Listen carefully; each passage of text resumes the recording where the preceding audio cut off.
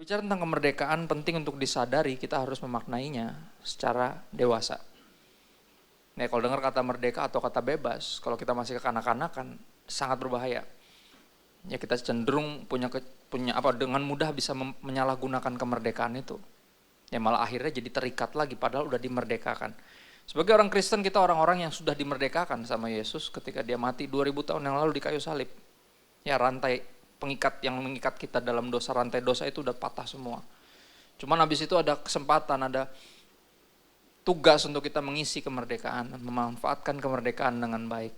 Dan kedewasaan rohani adalah suatu yang kemestian, dan itu yang aku mau share hari ini, ya, judulnya Godly Maturity, kedewasaan rohani, karena hanya orang dewasa yang mampu, ya, memanfaatkan kemerdekaan dengan baik.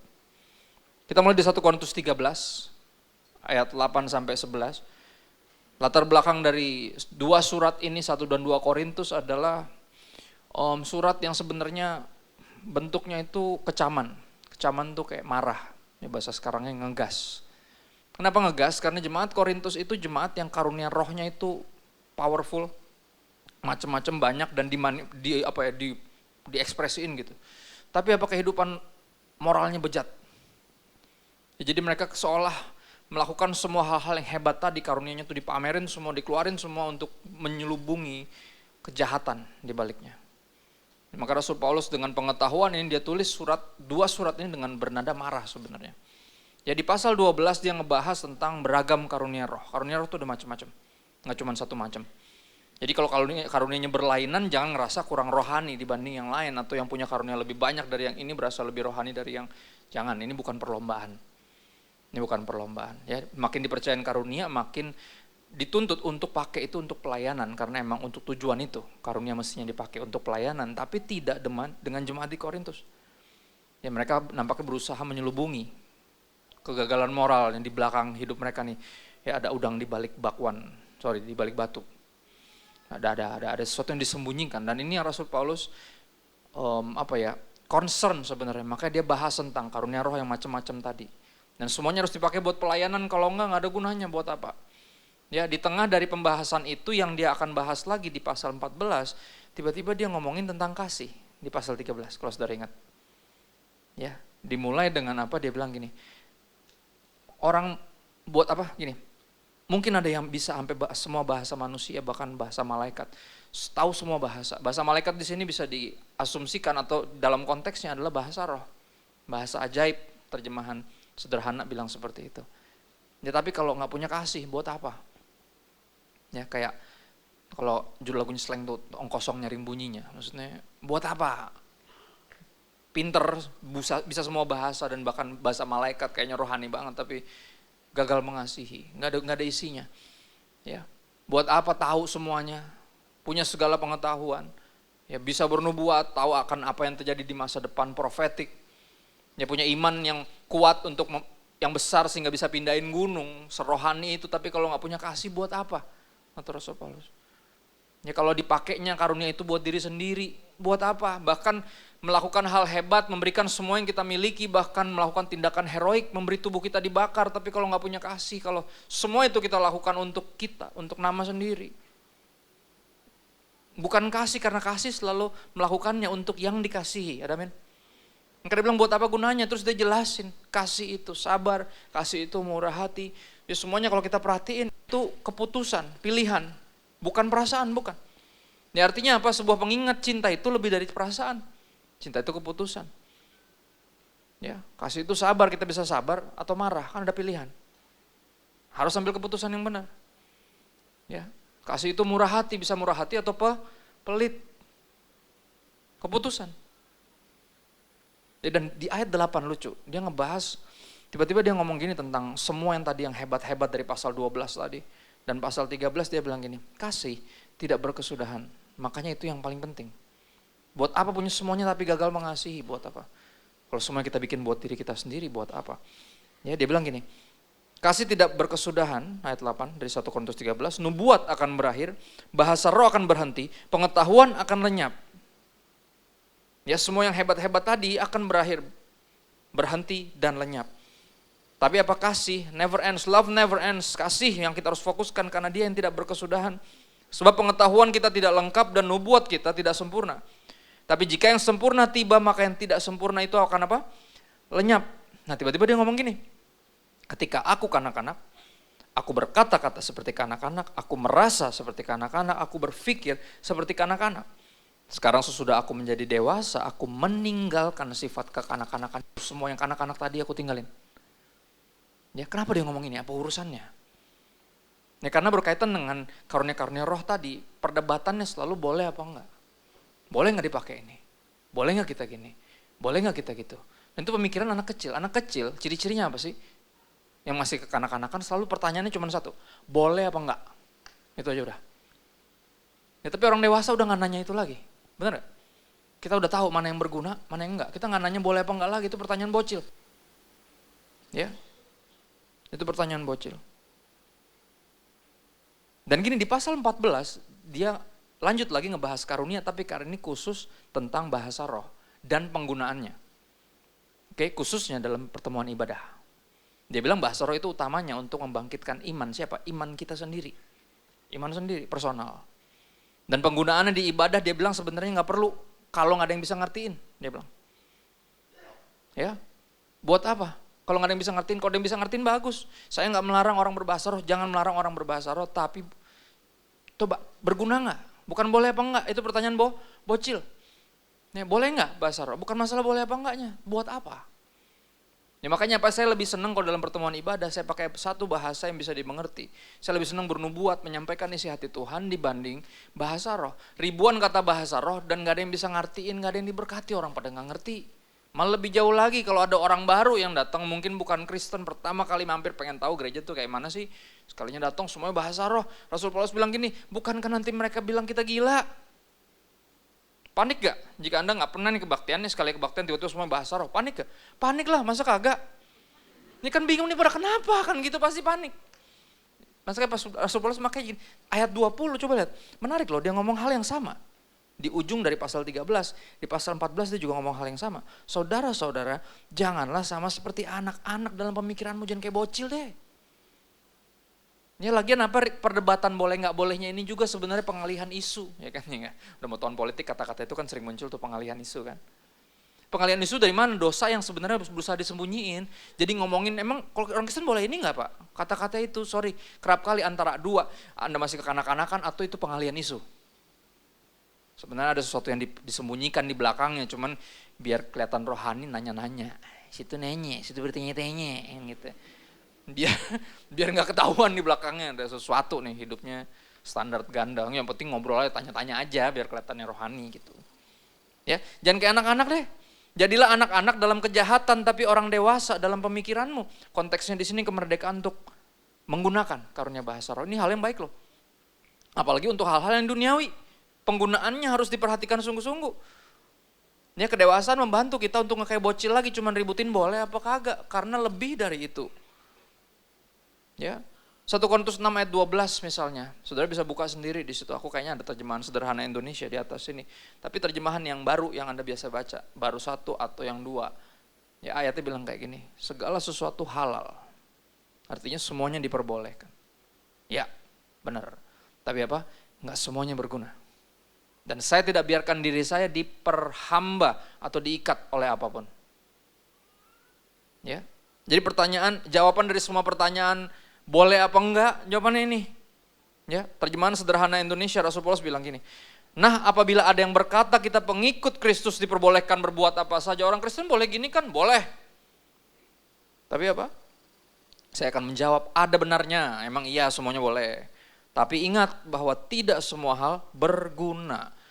Ya orang dewasa nggak nanyanya boleh apa enggak lagi. Udah tahu berguna nggak? Ya berguna nggak? Helpful atau harmful? Membantu, membangun atau berbahaya? Ya udah bukan boleh apa kagak lagi, buat apa? Itu bahasa Betawinya. Ya. Dan apa? Jangan biarkan apapun jadi alat iblis untuk menguasai diri kita. Pertanyaan berikutnya, setelah buat apa? Buat siapa? Mempermuliakan Tuhan enggak? Tapi urusannya sama mengikat apa? Oh ya, gini, bisa nggak kita mempermalukan Tuhan dengan hidup terikat? Oh bisa. Katanya orang Kristen udah dimerdekakan, kok masih terikat? Jadi seolah apa pengorbanan Kristus sia-sia. Itu cara kita apa? Mempermalukan Tuhan. Dia buat apa? Berguna nggak buat kita? Buat siapa? Mempermuliakan Tuhan atau mempermuliakan diri kita? Ya buat kepentingan personal kita atau ini buat kemuliaan Tuhan? Ya, dan dibilang apa? Apapun itu atas nama kemerdekaan kalau nggak hati-hati kata Rasul Paulus bisa apa? Bisa dipakai iblis untuk mengikat atau menguasai diri kita. Kita mesti hati-hati. Ini kemerdekaan yang macam apa? Ya contoh sederhana deh. Kayak orang Kristen boleh makan babi nggak? Misalnya contoh ya. Satu nih, contoh nih. Boleh nggak? Ya boleh dong. Perjanjian lama bilang nggak boleh. Tapi di perjanjian baru ada penglihatan yang Petrus lihat pas dia lagi setengah tidur kan gitu. Tidur apa kagak, bangun apa enggak, dia bilang gua nggak tahu. Pokoknya gua ngelihat dari langit nih kain turun dari sorga, dalamnya ada babi, ada ular, ada anjing kan gitu. Pokoknya yang haram-haram ada di situ semua. Terus ada suara dari sorga yang bilang, yang ku bilang halal jangan dibilang haram kan gitu. Akhirnya kita makan babi gara-gara ayat itu. Padahal ayat itu ngomongin tentang gini, walaupun tuh orang bukan Yahudi, nggak terlahir Yahudi, tapi kalau dia mau percaya sama Yesus jangan ditahan, jangan rasis, itu sebenarnya itu ayatnya. Jadi buat ayat makan babi. Kan emang sejujurnya nggak ada urusan makan babi apa kagak, nggak bakal masuk surga apa neraka juga gara-gara makan babi. Ini kan jadi boleh, tapi pertanyaannya bukan boleh apa kagak, berguna nggak? Bahaya kan kalau makan babi terus, bener nggak? Ya dong? Berguna nggak? Ya belum tentu. Apalagi kalau udah sampai kayak gini, waduh gue belum kena babi nih, puyeng gue bawaannya, ya gawat tuh, udah terikat. Nah ini Rasul Paulus bilang nih, wah ngaco nih kalau udah kayak gini bentuknya. Kayaknya mesti kena babi gitu, kalau nggak makan babi tuh kayak gimana gitu rasanya, badannya tuh gemeter gitu. Kayak, wah ini kacau nih kalau udah kayak gini. Udah terikat berarti ngeri. Ya misalnya contoh yang lebih umum, ikatan misalnya contoh ya, perdebatan panjang lebar, masalah ngerokok misalnya. Ya kan sampai ada pendeta yang kadang dari mimbar suka berlebihan. Saudara, soalnya gini loh saudara, saya pengen Anda tuh berhenti ngerokok, karena tuh di kekekalan cuma dibagi dua ruangannya, smoking sama non smoking. Enggak gitu konsepnya, bukan gitu. Ya, jadi enggak itu, bener dia saking pengen itu orang nggak ada yang terikat. Maksudnya baik, cuman salah cara ngomongnya. Orang kan kayak, wah saya dihakimi kan gitu. Habis itu minggu depan jemaatnya lebih dikit kan gitu, yang ngerokok pindah semua kan gitu. Gue nyari yang gereja yang pendeta yang ngerokok gitu. Ada soalnya, jangan sedih. Dia lagi doa berkat udah gini-gini dia, pak. Udah gitu bener. Ada, jangan sedih, ada. Ya, saya dulu sering pelayanan retret ya. Retret kan tempat retret suka dipakai sama beberapa gereja kan ganti-gantian kan. Nah gini, ketika retret anak muda, saya udah ngeliat satu tempat di mana-mana tiba-tiba masih ada sisaan retret dari gereja sebelumnya. Saya lihat aja di situ ada botol bir sama puntung rokok sama bungkus kacang. Kalau kulit kacang, saya langsung tebak nih pasti gereja ini yang barusan retret. Bener nggak? Iya bener. Ada yang boleh, nggak ada masalah. Tapi pertanyaannya kan gitu, boleh apa enggak? Bocil, bukan itu pertanyaannya. Berguna nggak rokok itu? Saya belum pernah ketemu perokok yang bilang rokok itu berguna, nggak ada. Tapi ini yang saya tahu, rokok itu mengikat. Kenapa? Kalau habis makan habis mangan orang ngudut asem katanya gitu. Ya, mengikat. Ada yang makan kalau belum ngerokok puyeng, ada. Tapi jangan ketawa, ada berapa yang melakukan itu dengan kopi? Ya ada. Kalau belum kena kopi, bawaannya nggak bisa konsen, kan gitu. Ada juga. Aneh-aneh kita mah terikatannya kan gitu. Kalau udah sampai di level mengikat itu kan jadi problem. Ya kan? Yang paling umum tuh rokok deh. Di bungkusnya aja ada gambarnya betapa berbahayanya rokok. Udah ada tulisannya, dapat menyebabkan apa-apa aja sampai ada gambarnya. Bolong lehernya. Wah, masih aja dibeli. Ya kan? Soalnya apa? Asam mulutnya kalau nggak. Lihat, udah sampai di level mengikat. Ini pertanyaannya bukan boleh apa kagak. Terus kalau ditegur bawaannya apa? Emang ada ayatnya jangan ngerokok? Ya. Ya kan bener gak? Selalu kata-katanya itu. Kayak bocil. Gini, nggak pernah ada ayat pakai celana, kenapa situ pakai celana? Ayo. Nggak gitu, bener gak konsepnya ya? Kalau semuanya mesti ada ayatnya, Alkitab setebal apa? Ya ribet bener hidup. Nggak gitu konsepnya. Harus dipandang secara dewasa, bukan masalah boleh apa enggak, berguna nggak? Makanya membangun atau berbahaya? Mengikat nggak? Dan bisa nggak dipakai oleh iblis sebagai alat untuk menguasai kita? Bisa nggak? Hati-hati makanya. Ya, jadi harus beralih dari boleh apa enggak. Ayo, dewasa dong. Ya, 1 Petrus 2 ayat 16 berkaitan dengan kemerdekaan yang harus dimanfaatkan dengan benar. Dibilang gini, hiduplah sebagai orang merdeka dan bukan seperti mereka yang menyalahgunakan kemerdekaan itu untuk menyelubungi kejahatan-kejahatan mereka. Jadi ternyata ada orang-orang yang pakai kemerdekaan sebagai alasan untuk menyelubungi kejahatan. Ya, dia bilang kan bebas, orang Kristen kan bebas, kan nggak ada ayatnya. Tapi untuk apa? Untuk menyelubungi kejahatan. Kecanduannya dia dibelain, berhalanya dibelain sampai level tertentu. Ya, dan buat siapapun yang berpikir seperti itu, seperti anak-anak cuma mikirin dirinya sendiri, saya mau ajak kita berpikir lebih jauh deh. Misalnya kita gereja yang aku percaya mesti kita mikirin next generation, yang udah punya anak pasti ngerti. Ya, mungkin nggak kebebasan kita jadi belenggu buat generasi berikutnya? Pernah ada yang renungin ini nggak? Ya sebagai pendeta, selera musik saya aneh. Kalau zaman 80-an dibilangnya musik setan. Saya suka metal, suka hardcore, suka punk, sukanya yang keras-keras. Nggak demen yang lembek-lembek, ngantuk kalau nyetirin dengerin begituan. Bisa kecelakaan saya. Pasang yang keras-keras, tapi apa? Liriknya Kristen. Saya nggak pernah dengar yang menghujat-hujat Tuhan, saya nggak suka. Karena nggak mungkin saya khotbah meninggikan Tuhan, tapi dengar musik yang menghujat Tuhan. Aneh, nggak nyambung. Ya, semuanya Kristen, vokalisnya rata-rata pendeta. Itu band metal yang saya dengar tuh Kristen semua. Ya, tapi saya mulai bertanya nih, jangan sampai kemerdekaan saya, selera saya, nanti jadi belenggu buat anak saya. Tiba-tiba dia mendapati bahwa band metal yang nggak rohani kayaknya lebih ekstrim musiknya, musikalitasnya lebih tinggi. Dan akhirnya dia terikat sama musik-musik lirik-lirik yang satanik. Gara-gara saya yang buka pintu. Papa juga denger musik metal, lihat gak kemerdekaan saya belenggu buat generasi berikutnya. Anda mungkin nggak masuk karena ini bukan. Oke deh, yang lebih gampang lagi. Contoh, ada orang yang bilangnya saya tuh cuma ngerokok pak, tapi bukan perokok, right? Bahasa gaulnya social smoker. Ada yang gitu. Jadi kalau ditegur, enggak saya bukan perokok, saya bisa berhenti kok, saya nggak kecanduan, pas saya cuma ngerokok. Jadi kalau lagi nongkrong aja ngerokok biar chill. Ya elah, biar sans. Ya lu biar sans, tapi anak lu yang ngeliat kan lain. Lu mungkin cuma ngerokok, tapi anak lu bisa jadi perokok. Yang ketika ditegur, dia bilang, bokapku juga ngerokok. Lihat gak? Kebebasan Anda, karena egois, karena bocil, jadi belenggu buat generasi berikutnya. Contoh satu lagi, social drinker. Cielah, terlalu sosial emang orangnya, si paling sosial pokoknya. Ya, saya cuma minum tuh kalau lagi nongkrong. Ya, biar lebih gampang ngomongnya. Enggak, itu bukan gampang, itu mabok. Ngaco, lebih gampang ngomongnya. Terus kalau mau khotbah mesti minum dulu biar gampang ngomongnya gitu. Enggak lah. Ya, jangan. Akhirnya apa? Anaknya jadi pemabuk. Gara-gara apa? Gara-gara bapaknya minum. Bukan bapaknya peminum, bukan. Bapaknya cuma minum. Pernah mikir nggak? Dan kita mau nggak mengorbankan kemerdekaan kita demi generasi berikutnya nggak terikat? Mau nggak? Kalau kita bocil nggak kepikiran. Bocil tuh cuma mikirin apa yang enak buat gue, apa yang gue suka.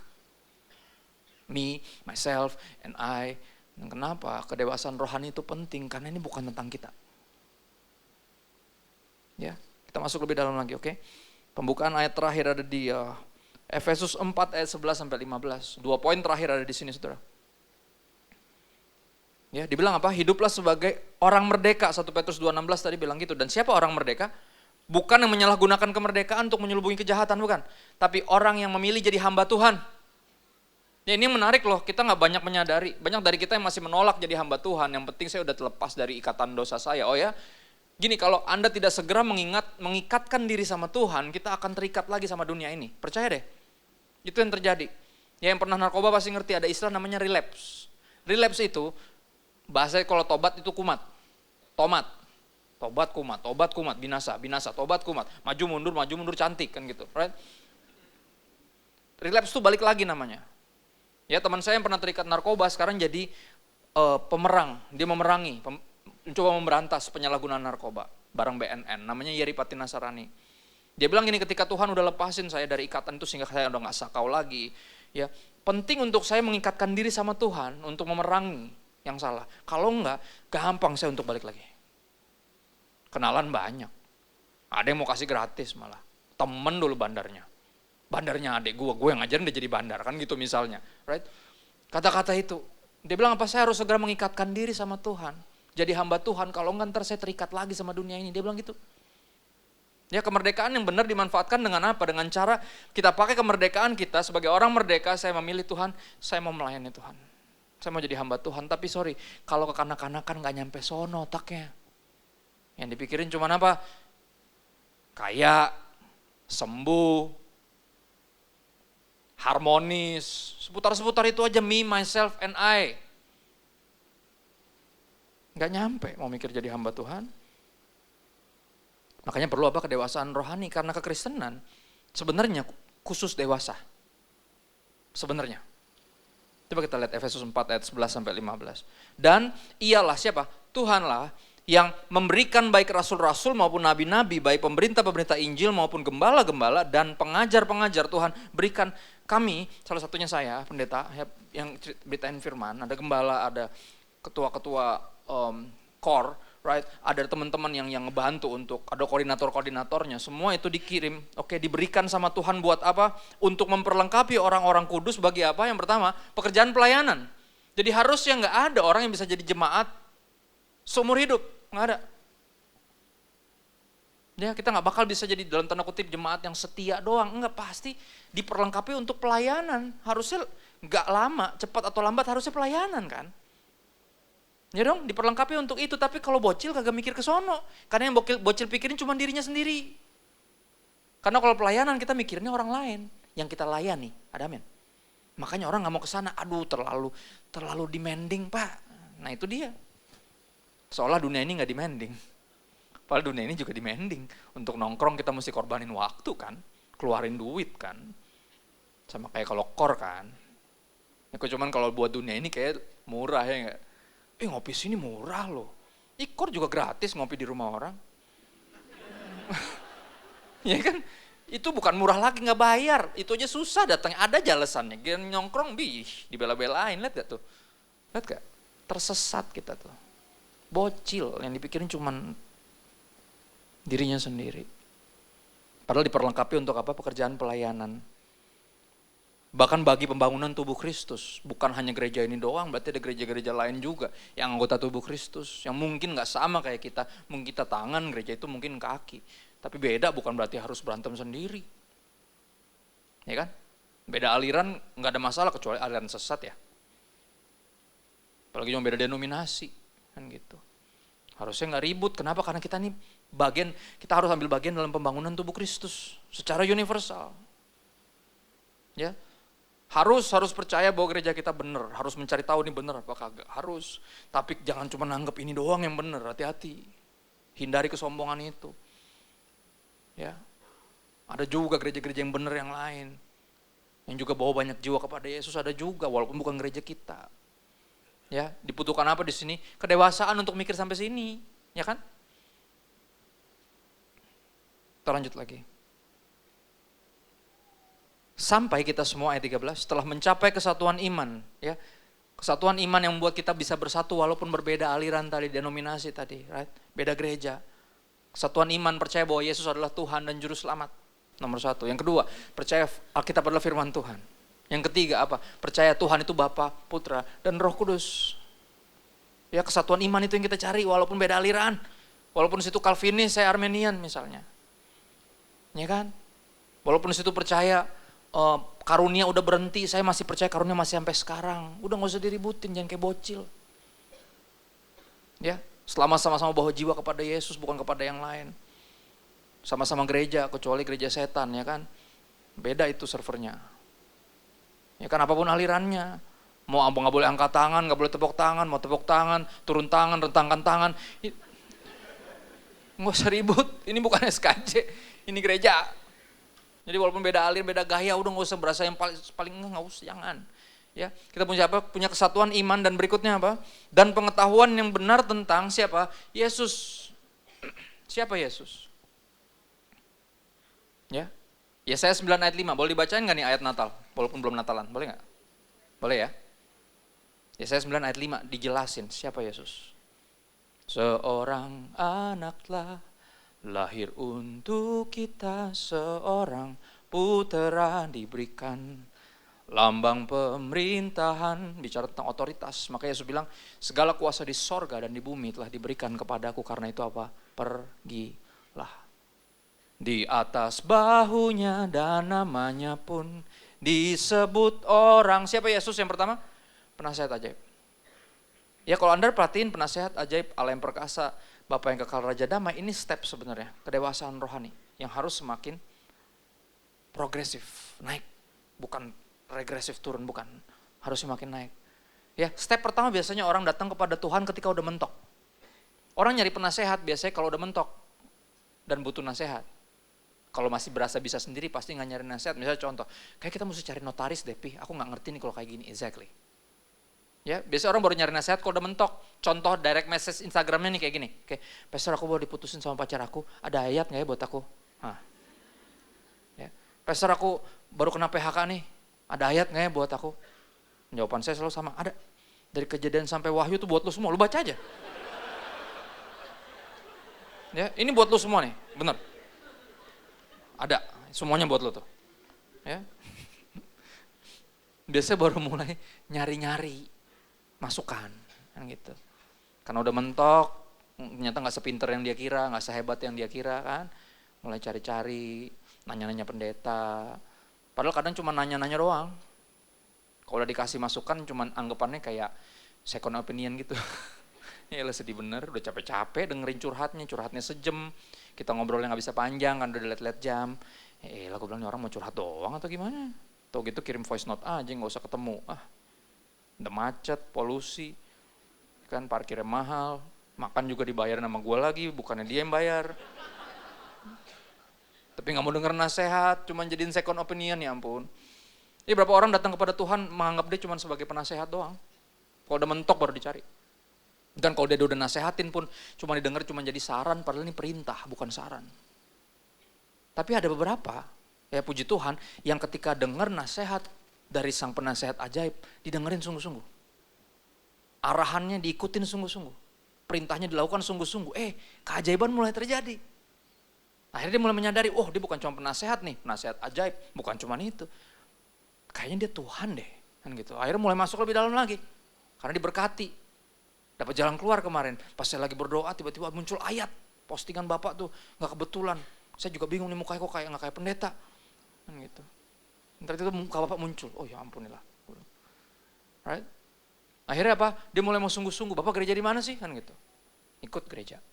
Mulai beragama tuh, naik tuh levelnya. Dari anggap Tuhan cuma penasehat, sekarang naik level. Menjadi Allah yang perkasa. Di level ini namanya agama. Di dalam beragama kita didorong oleh rasa takut sejujurnya. Takut Tuhan marah, takut masuk neraka, takut kena azab, takut gak diberkati, takut aja terus. Kenapa? Karena dia arah yang perkasa, lu jangan macam-macam sama dia. Ya gak? Takut. Tapi ada undangan untuk masuk lebih dalam, makanya harus bertumbuh dalam pengenalan. Jadi bukan cuma Tuhan kita, ternyata dia adalah Bapa kita. Bapa yang kekal. Ya walaupun Yesus bukan Bapa, sekali lagi.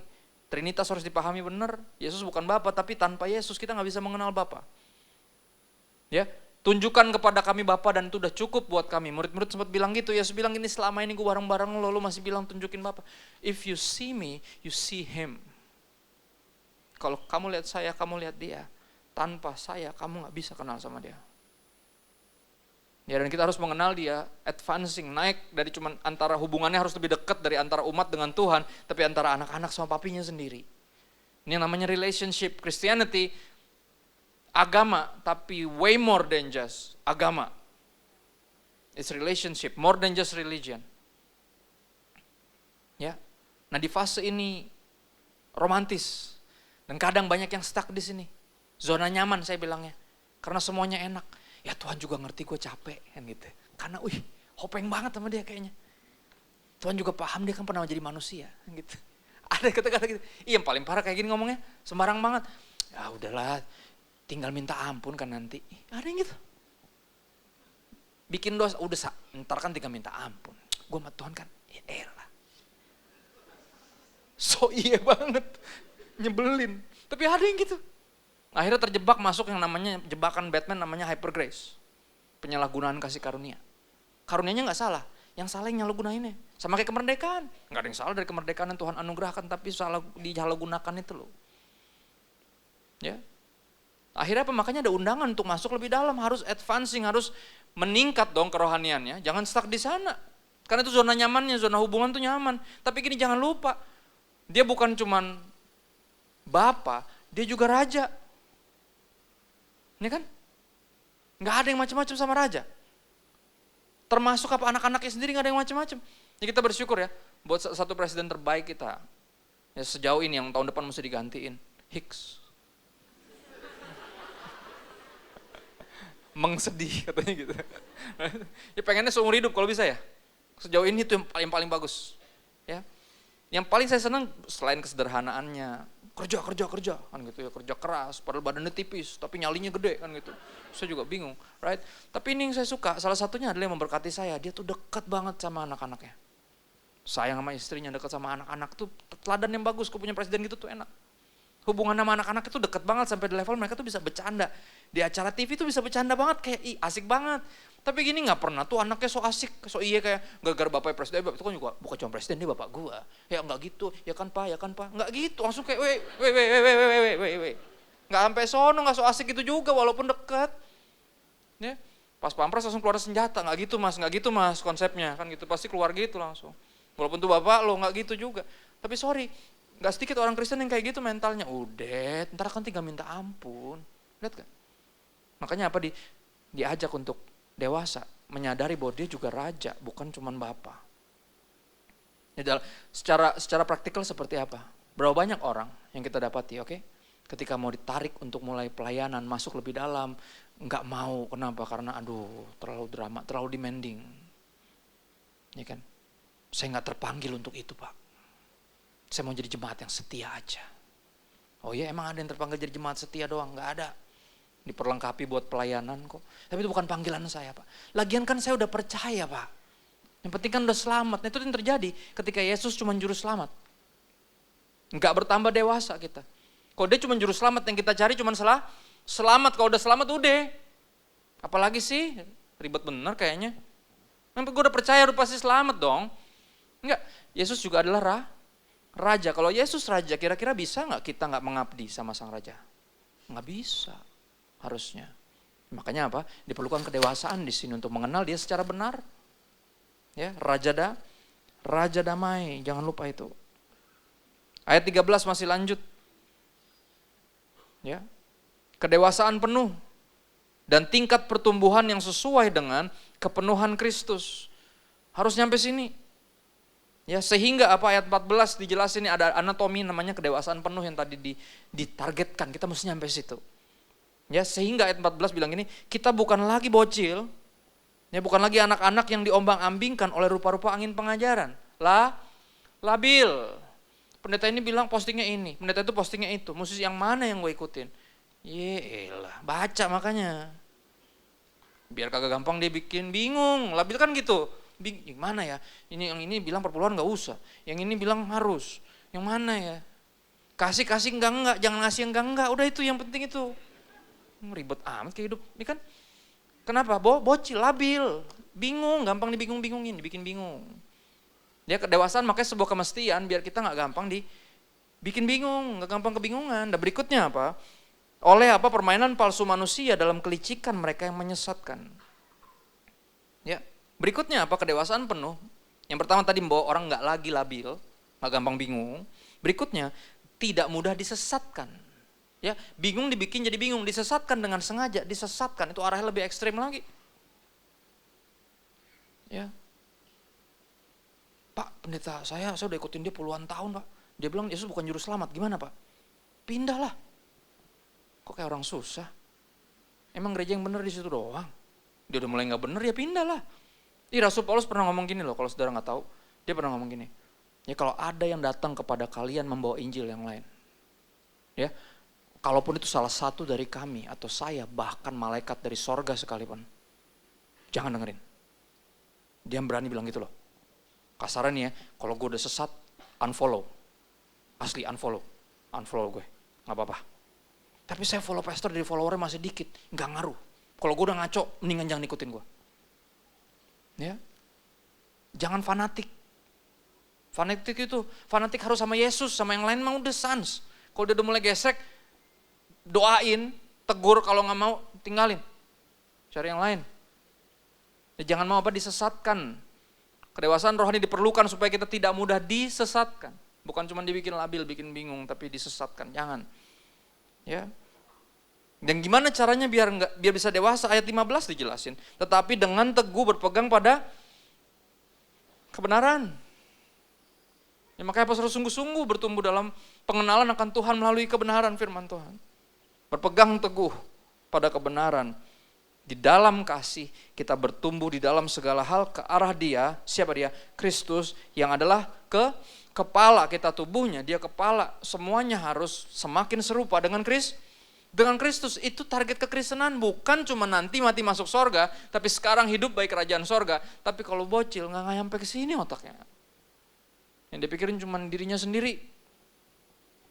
Tapi apa ini ciri-ciri yang paling jelas dari kedewasaan rohani seseorang? Hidupnya jadi apa? Christ-centered. Semua jadi tentang Kristus. Gimana caranya saya diproses jadi semakin mirip Yesus? Gimana Yesus semakin ditinggikan melalui hidup saya? Itu yang dipikirin. Christ-centered bukan self-centered. Sorry, ada beberapa gereja yang arahnya malah mayoritas sekarang banyak banget yang semuanya self-centered, me-centered. Ya, datang ke ruang ibadah cinta uang, habis dengar khotbah makin cinta uang. Ngaco. Ya enggak? Tadi nyembah berhala, makin banyak berhalanya habis itu. Ngaco lagi. Kok bukannya bertobat malah jadi makin diyakinkan kan gitu. Ya. Kemakan soalnya postingan-postingan Facebook tuh. Iya ada. Postingan-postingan saya ketemunya di tuh, Facebook, di yang lain-lain semua sosial media lain, ada kata-kata gini kayak misalnya gini. Find a church that celebrates you. Bagus ya? Carilah gereja yang merayakan Anda. Jangan. Carilah gereja yang merayakan Yesus. Rayakan. Yesus rayakan. Dari dulu lagunya gitu. Rayakan. Rayakan siapa? Yesus. It's not about you. It's not about me. Nor about us. It's all about Jesus. Sejak kapan ini jadi tentang kita? Sejak kapan ini jadi tentang kita? Yang harus bertumbuh dewasa. Nah, ketika ada khotbah-khotbah kayak gini kagak enak dengerin, tapi ini yang kita perlu. Ya, karena kemerdekaan sekali lagi kalau nggak dipandang dari kacamata orang dewasa, bahaya. Bahaya. Ya, saya nggak against khotbah-khotbah motivasi. Saya suka, tapi apa? Please sebelum dikasih motivasi, dikasih kebenaran dulu. Saudara, kalau orang salah, nggak perlu motivasi. Dia perlu kebenaran. Kalau orang salah dimotivasi, bahaya. Dia jadi udah salah, udah ngaco semangat lagi. Orang salah itu perlu kebenaran. Sehingga dimerdekakan, hidup bagi Tuhan, udah mulai sungguh-sungguh, baru dimotivasi, disemangatin. Ayo Pak, bisa. Jangan nyerah Pak, emang gak mudah. Latihan untuk taat tuh, ibadah emang mesti latihan, gak gampang. Itu baru dikasih semangat. Udah ngaco dikasih semangat, akhirnya ngaco terus bersemangat, kan kacau. Kebenaran makanya kayak gini-gini perlu, gak enak emang. Tapi perlu. Ya sehingga berikutnya apa, karena udah bener nih, udah dimerdekakan, baru dikasih motivasi. Untuk berjalan mengisi kemerdekaan dengan benar. Ya, sehingga kita sungguh-sungguh fokus sama Yesus, bukan nggak self-centered lagi, tapi jadi Christ-centered sekarang. Karena itu kedewasaan Kristen. Saudara, siapapun dan apapun nggak bisa disebut Kristen kalau bukan tentang Kristus. Bisa alkitabiah caranya, tapi kalau bukan tentang Kristus, bukan Kristen. Dan itu berlaku buat hidup kita. Kita hidup buat siapa? Kalau kita hidup buat kita, walaupun kita Kristen, beragama Kristen, caranya Kristen, kegiatannya Kristen, kita bukan Kristen. Pakai nama Tuhan buat, bukan kami sudah begini, begitu demi namamu. Siapa ya kata Tuhan? Bisa digituin loh. Makanya penting kedewasaan rohani ini. Ya, saya berdoa sungguh-sungguh biar ketika dengerin khotbah tentang kemerdekaan, kita mandang itu benar. Oke. Ya, kemerdekaan kita harus kita pakai untuk apa? Putuskan untuk hidup bagi Tuhan sebagai hamba Tuhan.